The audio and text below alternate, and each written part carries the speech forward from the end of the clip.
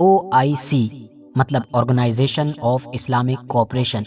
मुसलमानों का वही ग्रुप कि जो हमेशा उस वक्त चर्चाओं में आ जाता है कि जब भी दुनिया के किसी इलाके में मुसलमानों से जुड़ा हुआ कोई मामला पेश आता है। खास तौर से फिलिस्तीन के मामले में तो लंबे वक्त से ही वक्त वक्त पर इस ऑर्गेनाइजेशन की मीटिंग्स होती रहती हैं। और अभी हालिया दौर में ये ग्रुप उस वक्त सबसे ज्यादा चर्चाओं में आया कि जब इसराइल की तरफ से एक गल्फ कंट्री मतलब कि कतर के ऊपर खतरनाक एयर स्ट्राइक्स की गई थी। कहने को तो ये ग्रुप यूएन के बाद दुनिया का दूसरा सबसे बड़ा ग्रुप है, लेकिन इसका जो एक हिस्टोरिकल रिकॉर्ड रहा है उसको देखते हुए हर किसी के दिमाग में ये सवाल जरूर आता रहता है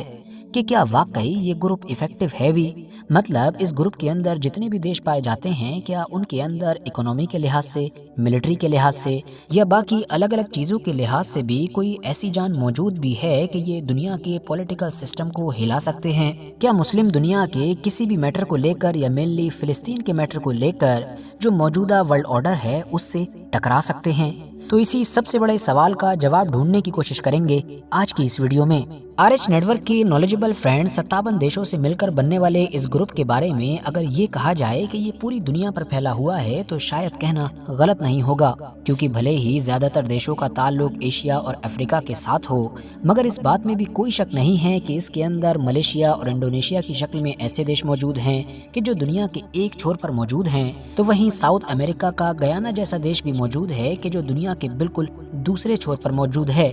जबकि अल्बानिया की शक्ल में इसके अंदर यूरोपियन देश भी मौजूद है। अगर इन तमाम देशों को जोड़कर इनका क्षेत्रफल देखा जाए, इनका एरिया देखा जाए, तो वो इतना ज्यादा है कि पूरी दुनिया के क्षेत्रफल के मुकाबले में वो लगभग 21% के करीब बनता है, जिसका सीधा मतलब ये हुआ कि पूरी दुनिया की जमीन का जो 5वां हिस्सा है वो इन्हीं OIC मेंबर्स के पास है। जबकि अगर आबादी की बात करें तो वो भी इन सारे देशों की मिलाकर लगभग 2 अरब 10 करोड़ से ऊपर बनती है, जो पूरी दुनिया की आबादी के मुकाबले में 26% के करीब बन जाती है। जिससे अब हम ये कह सकते हैं कि दुनिया में पाए जाने वाले इंसानों में से हर चौथा बंदा इन्हीं OIC मेंबर्स में से किसी एक देश का नागरिक है। अब सवाल ये है कि ये सारे मुस्लिम देश के जो दुनिया के लगभग 21% हिस्से पर रहते हैं और जिनकी आबादी भी दुनिया की टोटल आबादी में लगभग 26% बनती है, ये हमारी दुनिया की इकोनॉमी में कितना कंट्रीब्यूट करते हैं? तो आपको जानकर हैरानी होगी, बल्कि शायद झटका भी लगेगा कि अगर इन सारे देशों की इकोनॉमी को मिला भी लिया जाए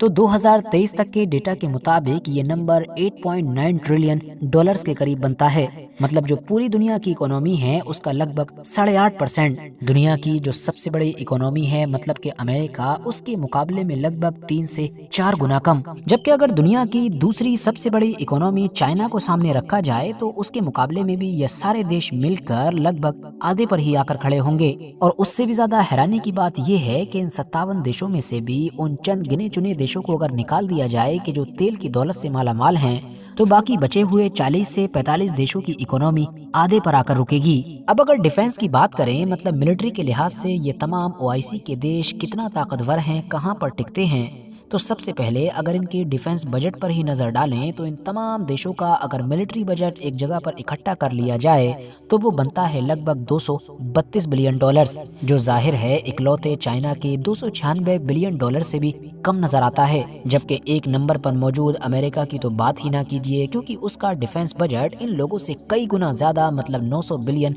डॉलर्स के भी पार है। और हाँ, यहाँ पर आप लोग ये भी याद रखें कि बिल्कुल इकोनॉमी की तरह डिफेंस के मामले में भी हम ये तमाम बातचीत 2023 तक के डेटा के मुताबिक कर रहे हैं। इन 53 देशों में से भी अब अगर ईरान और कुवैत जैसे 2 और भी देशों को कम कर दिया जाए तो जो बाकी बचे हुए 50-51 देश हैं, उन तमाम का मिलाकर जो डिफेंस बजट होगा वो लगभग 83 बिलियन डॉलर्स के करीब होगा, जो जाहिर है इकलौते इंडिया के बराबर होगा। यहाँ पर एक और नोट करने वाली चीज ये भी है कि OIC के अंदर ये जो डिफेंस पर ज्यादा खर्च करने वाले गिने चुने देश हैं भी, इनमें से भी ईरान, टर्की और मुस्लिम दुनिया का इकलौता न्यूक्लियर पावर मतलब पाकिस्तान जैसे 3 ही देश ऐसे हैं कि जिनके बारे में वाकई एक्सपर्ट्स के बीच ये माना जाता है कि ये ताकतवर हैं। वरना सऊदी अरबिया, कतर, कुवैत और UAE जैसे देश कि जिनका डिफेंस बजट तो अच्छा खासा है और वो आए दिन दुनिया के जो सबसे महंगे अमेरिकी हथियार हैं वो भी खरीदते रहते हैं, लेकिन वक्त आने पर वो मैदान पर भी इतने ही ताकतवर साबित होंगे या नहीं, इस बात को लेकर डिफेंस एक्सपर्ट्स में डाउट पाया जाता है।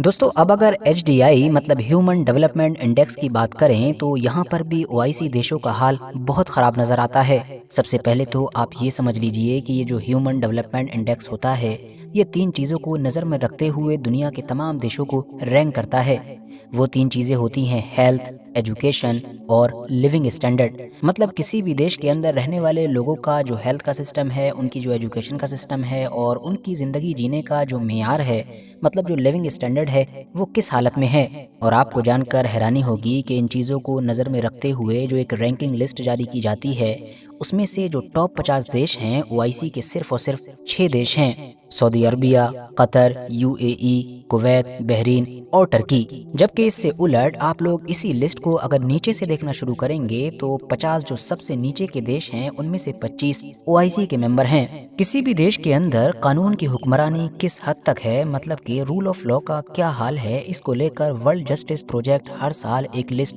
जारी करता है। और आपको जानकर हैरानी होगी कि इस लिस्ट में भी जो टॉप 50 देश हैं उनमें से सिर्फ और सिर्फ एक OIC का मेंबर है जिसका नाम है UAE। और यहाँ भी अगर नीचे से आप देखना शुरू करेंगे तो नीचे के जो 50 देश हैं उसमें से 23 OIC के मेंबर्स नजर आएंगे। यहाँ पर सऊदी अरबिया, कतर और बहरीन जैसे कुछ ऐसे देश भी हैं कि जिनका इससे रिलेटेड कोई भी डेटा दुनिया के सामने आता ही नहीं है, जिसकी वजह से इनको रैंक भी नहीं किया जाता है। मगर जाहिर है इस तरह का कोई भी डेटा बाहर न आना भी एक नेगेटिव चीज के तौर पर ही देखा जाता है। अब अगर स्पोर्ट की बात करें तो यहाँ पर भी बाकी दुनिया के मुकाबले में OIC का हाल काफी बुरा नजर आता है। खेलों की दुनिया के सबसे बड़े मुकाबले ओलंपिक पर ही नजर डाल ली जाए तो पिछले 5 बार के ओलंपिक्स में सिर्फ 2 बार ऐसा हुआ है कि जब किसी OIC मेंबर ने टॉप 20 में जगह बनाई हो। पहली बार तो 2012 में ईरान ने 13 मेडल्स के साथ 12वीं रैंक हासिल की थी, जबकि जो दूसरी बार था वो अभी 2024 में ही हुआ था कि जब 13 मेडल्स के साथ उज्बेकिस्तान ने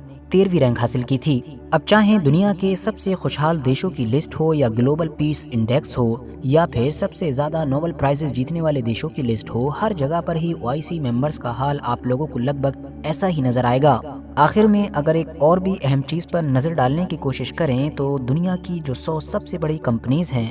उनमें OIC से सिर्फ और सिर्फ एक ही कंपनी है जो कि सऊदी अरबिया की सऊदी अरामको है। इन कुछ अलग अलग तरीकों की चीज़ों पर नज़र डालकर आपको अंदाज़ा हो चुका होगा कि ये OIC कहाँ स्टैंड करता है। और फिर सबसे बड़ी बात तो ये है कि OIC के अंदर जो 8-10 ऐसे देश हैं कि जो पैसे या डिफेंस के लिहाज से ठीक ठाक समझे जाते हैं, जिनका इन्फ्लुएंस भी इस ग्रुप में सबसे ज़्यादा समझा जाता है, उनमें से आधे से ज़्यादा देश तो ऐसे हैं कि जिनकी चाहे फॉरेन पॉलिसी हो या फिर डिफेंस के मामलात हों, सारी की सारी चीज़ें अमेरिका के इशारे पर चलती हैं। यानी दोस्तों हम यहाँ पर गल्फ कंट्रीज की बात कर रहे हैं। तो साथियों अब आप खुद ही अंदाज़ा लगा सकते हैं कि जिस ग्रुप को ऐसे चंद देशों की तरफ से कंट्रोल किया जा रहा हो वो इजराइल और फिलिस्तीन से जुड़े हुए किसी भी मुद्दे पर क्या एक्शन लेंगे, या फिर ये भी कह सकते हैं कि क्या ही एक्शन ले सकेंगे। आखिर में जाते जाते इस पूरे मुद्दे पर आप लोग भी कमेंट्स बॉक्स में अपनी राय जरूर दें। बाकी अगर वीडियो जानकारी से भरपूर लगी हो तो लाइक करने के साथ साथ दोस्तों के साथ जरूर शेयर करें और ऐसे ही नॉलेजेबल और हिस्टोरिकल वीडियोस हमेशा देखने के लिए हमारे इस चैनल को सब्सक्राइब करने के साथ साथ बेल आइकन को